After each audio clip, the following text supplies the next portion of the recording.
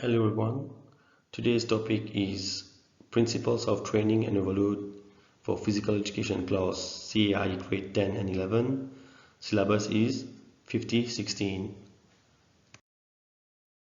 Let's start with the principles of training. To develop a proper training program, we must follow and apply the SPORT principles of training. Following these guidelines will enhance performance. Your performance will be boosted.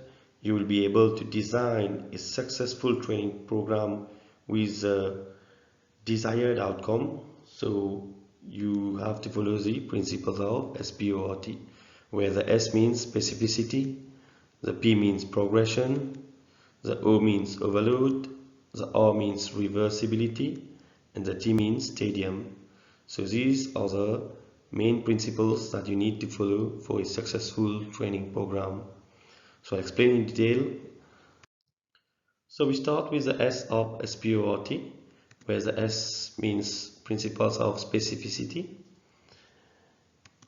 This means that your training should be geared towards your chosen sport or activity, taking into consideration the muscle group used in that sport, the type of fitness needed in that specific activity, and the skill to be developed in that sport. Now let me give you an example where your training program should lay more emphasis on the main muscle group used in that specific sport or activity. Okay, I'll give you one example. A triple jumper will focus his training on leg muscles more than his arm muscles. Okay, here we can see a diagram where a triple jumper is in action.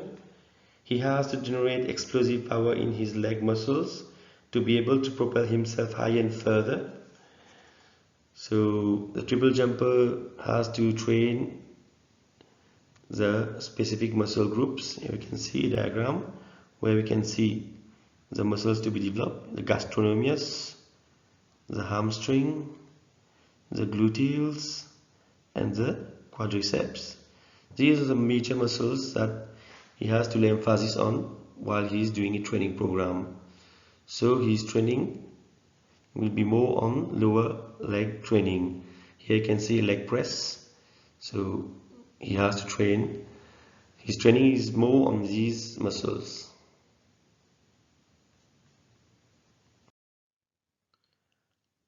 I give another example where training should be specific according to the muscle group used in that sport. Okay, so another example, in throwing events, shot put, javelin, discus, the athlete must emphasize more on training his upper body muscles. Here we can see a shot putter. Okay, he's generating lots of force from his upper body muscles. These muscles are the deltoid, the biceps, the pectorals, trapezius, rotator cuff muscles, triceps. So his training should be focused on developing these muscles. So most of the time he has to train these muscles more in his training program. So like example here, he's doing bicep curl, developing these muscles. Okay, so here's the principles of specificity according to the muscle group.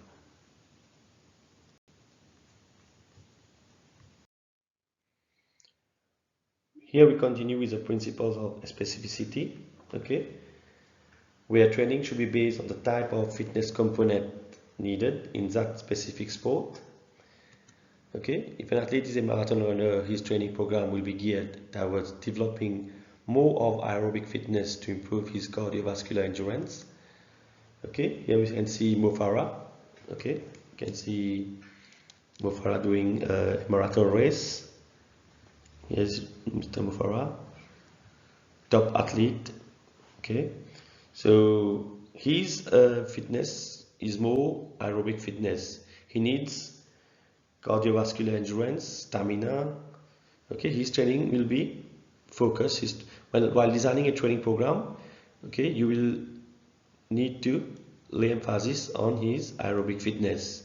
His training will include more of aerobic fitness.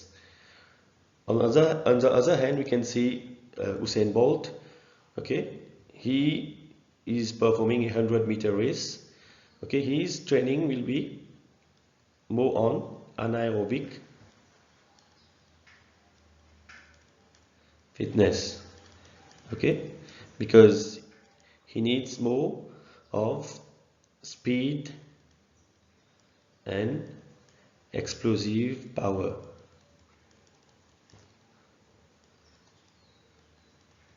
So his training program needs to develop these fitness component. Rather than Mr. Mofara, his training will be more on stamina and endurance. Okay, this one is aerobic fitness, this one is anaerobic fitness. So remember, the training, the fitness component is important. You need to know which fitness component the athlete needs, and then you design the training program accordingly. So we continue with the principles of specificity. Okay, so where training should be focused on the skill which is needed in the activity or skill that has to be developed.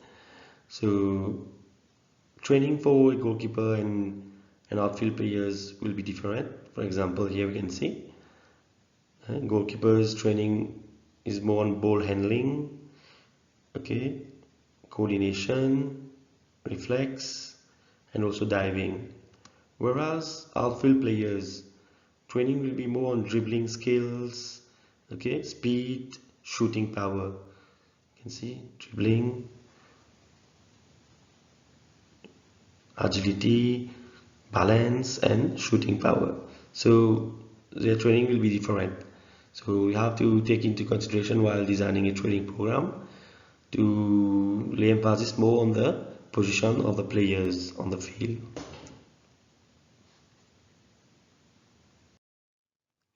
Now we move on with the P of the SPORT, principles of progression. Okay, so while doing a training exercise, the workload should be increased gradually. Athletes should be given a period of adaptation, and then only you can increase the workload. Okay, remember that the progression should be in small increments. Here we can see a diagram where you're given a load, you're given the athlete time to adapt with the load, and then you increase gradually. Again, you give time for adaptation, then you increase the load. Okay, I'll give you an example.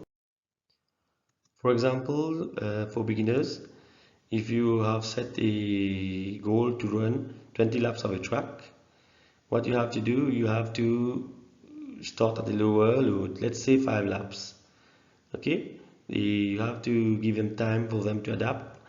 Okay, a period of adaptation. When they are able to run that 5 laps without any difficulty, then only you increase. But the increase should be gradual. Remember that from 5 to 8 laps, you give a period of adaptation. Then you move to 11 laps, then adaptation again, 14 laps, and so on till they have reached the 20 laps. Remember, never jump from 5, like 8 laps to 20 laps. This is not good. What will happen? Let's see. Okay, what will happen if you increase the load too much? You can see from the diagram here what will happen.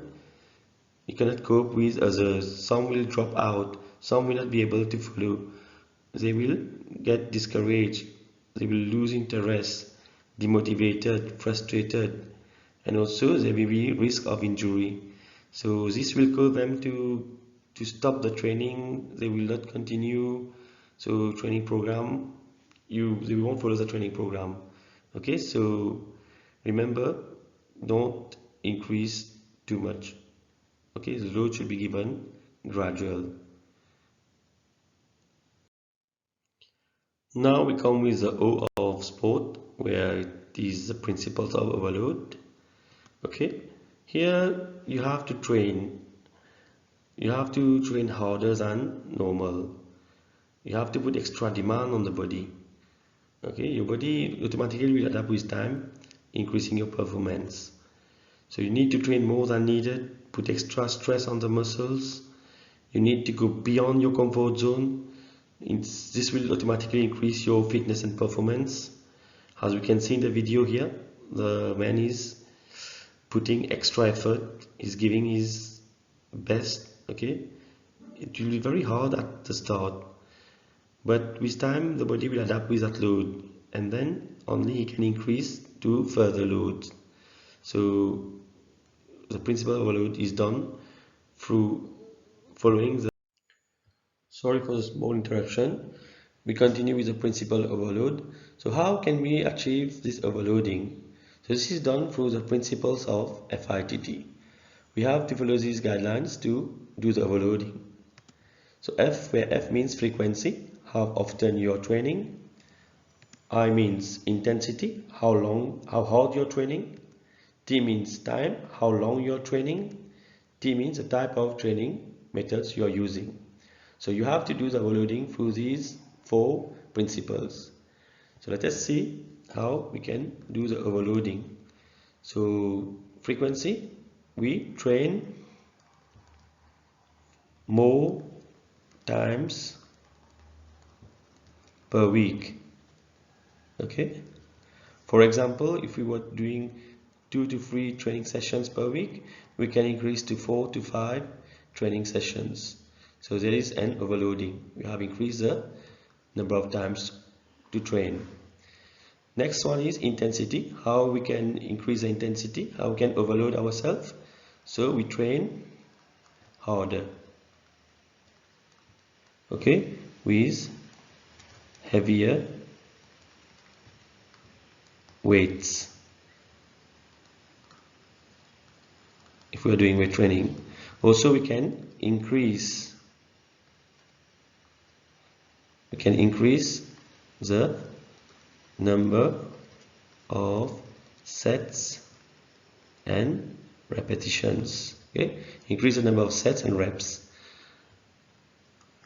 Time, we train for longer duration. For example, if you are training for 1 hour, okay, we can increase our training time to 1 hour 30 minutes. Okay, so you get a 30 minutes more to do the overloading. The last one, the type of training you will be using. You can make combination of, you combine training methods. Okay, combine types of training.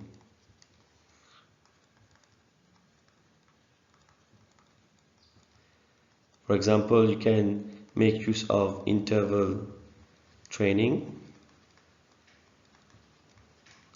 with fartlek training. Okay, you can make combination of these 2 training to overload yourself. Also, for example, we can make use of weight training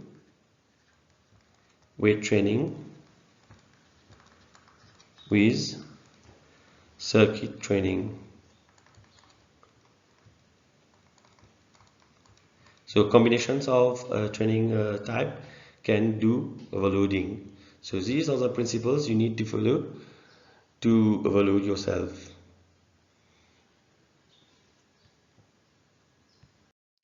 So we continue with sport principles of training. We have reached the R of sport, where R means reversibility. So principles of reversibility. What happened? Performance and physical adaptation will deteriorate if training stops. Okay, this is known as regression. Your performance, okay, and physical adaptation means your physical fitness, how fit you are, how you have adapted with the condition, you have trained, you have reached peak performance. If you stop training, your performance will go back. Okay, performance will deteriorate if training stops. Use it or lose it. So your performance, if you don't train, your performance will be lost. Your fitness will be lost. You will be back to zero. For example, here, a fit person, okay, what will happen if he stops training? You can see, if you come back to zero, he's not able to run the same way he was before. Okay, and as an example, he's a weight trainer. He can lift heavy weights, but if he stops training, what will happen? He will get difficulty to lift the same weight. So your performance have reversed back. So we have reached the T of sport, which means principles of tedium. Okay, athletes need variety in their training to prevent boredom. So if an athlete keeps on doing the same training every day, what will happen? He will get bored, he will lose interest in the training. And also what will happen, if you repeat the same exercise for long duration, we can get some type of injuries which is called overuse injuries. Okay, you can get strains or stress fractures. You can see here from the diagram, if we do, where a sports person have got injury in his wrist. This is repetitive strain injuries. For example, here a bowler is practicing every day, is keeping to do the same thing, bowling 100 to 100 balls he's throwing every day for 1 week, for 2 weeks. He keep doing the same training. What will happen? He will get repetitive strain injuries. The same applies for the bowler here. You can see he's jumping and landing on his ankle. Okay, this, if he repeats the training for 1 month, the same training, throwing 200 balls per day, what will happen? He will have injuries like stress fractures, okay, in his leg. You can see metatarsal stress fractures here. Okay, so we have completed with the SPORT principles of training. Now we move on with the dangers of overtraining. What is overtraining? Okay, what is overtraining? Overtraining is when someone keeps on training and does not allow sufficient rest and recovery periods. Then he is said to be overtraining. This will lead to increased chance of injury. Okay, will have a bad adverse effect on the musculoskeletal system. Okay, muscular means muscle, skeletal means bones. So this will have a bad effect on the system. You will get overuse injuries. If you should keep on training, so you can get overuse injuries on the muscles and the bones. Okay, you'll get joint inflammation. You can get small muscle tears.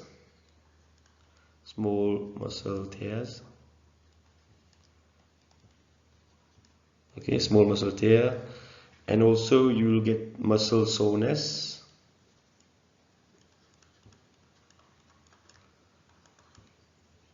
The muscle soreness will lead to poor muscle contraction.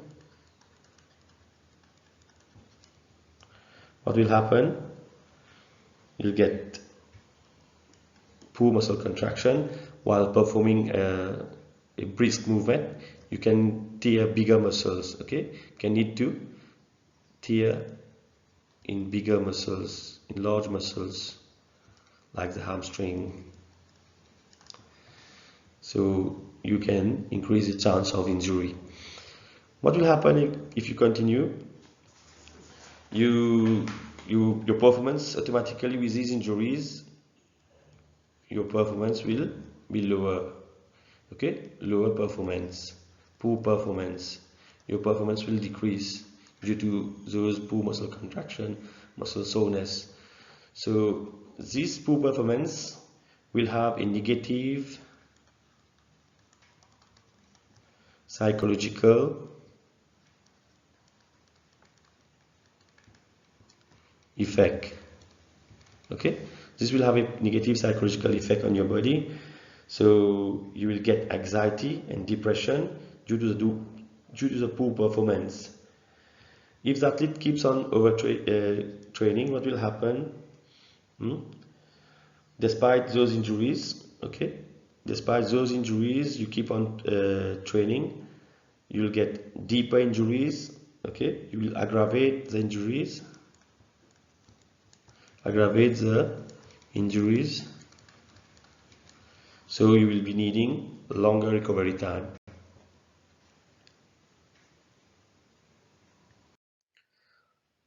Now let me summarize the key points for the principles of training, SPORT principles of training, where the S means specificity. So remember, while designing a training program, you should take into consideration which muscle group you are using in that training, mostly the type of fitness which is needed for that specific sport, and also which skill you have to develop in that specific sport. Progression, okay, you have to increase gradually, give loads in small increments, and also you have to give periods of adaptation. After this period of adaptation, then you can increase the load again, but in small increments. Okay, principles of overload. You need to train more than needed. You have to put extra stress on the body muscles, give time for the body to adapt, and then you increase the load. You have to do it through the principles of FITT. Okay, remember that. Reversibility. You need to keep on training. If you stop your training, what will happen? You will lose your performance. Remember this word, use it or lose it. If you don't train, if you stop training, you lose your performance, you lose your fitness level. Principles of tedium, you need to put variety in your training. If you're training the same skill for 3 weeks, 2 weeks, what will happen? The one who is training will lose interest, will get bored, will stop the training, and also he will be prone to get overuse injuries because you are using the same part of the body every time. So I end here. Hope that this lesson has been very useful to you. Thank you. For any queries, you can contact me on the email below. And if you want to see more videos, you can log on to YouTube channel. Okay, you can see the logo SSPTA TV there. There are many more videos which will be very helpful. You can subscribe to our channel by clicking on the subscribe button on the YouTube channel. Thank you.